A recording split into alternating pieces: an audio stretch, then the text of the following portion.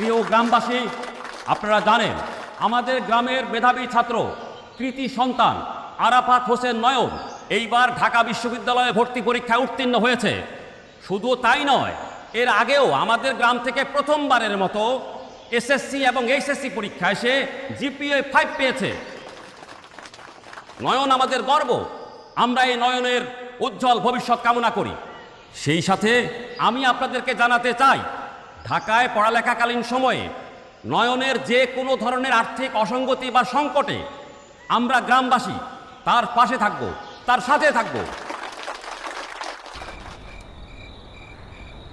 কালকে থেকে চাইলেই হুট করে আমি তোমার সাথে দেখা করে চলে আসতে পারবো না। চাইলেই নদী পাড়ে দাঁড়ায় কথা বলতে পারবো না। এইভাবে বললে তো আমারও মনটা খারাপ হয়ে যাবে। আমি সইলা যেতেছি একজন, তুই সাইরা যেতেছি সবাই রে। ঢাকায় তো একদম একা আমি। কোনো একা টেকা না, আমি যাইয়া তোমার সাথে দেখা করে আসবো। কালকে তোমার বাস কয়টায়? সকাল 8টায়। তাইলে আমরা কালকে সকালে দেখা করব, খুব সকালে 5টা-6টার দিকে।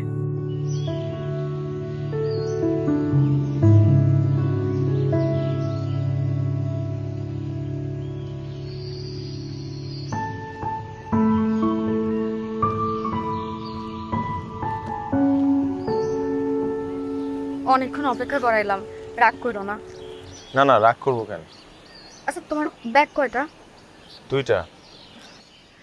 এইটা সহ 3টা হবে, একটু কষ্ট করে নিয়ে যাইও প্লিজ। এখানে কি?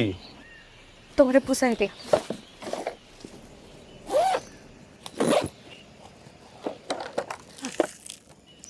মুড়ির মোয়া, পড়তে পড়তে যদি খিদা লাগে খাইও।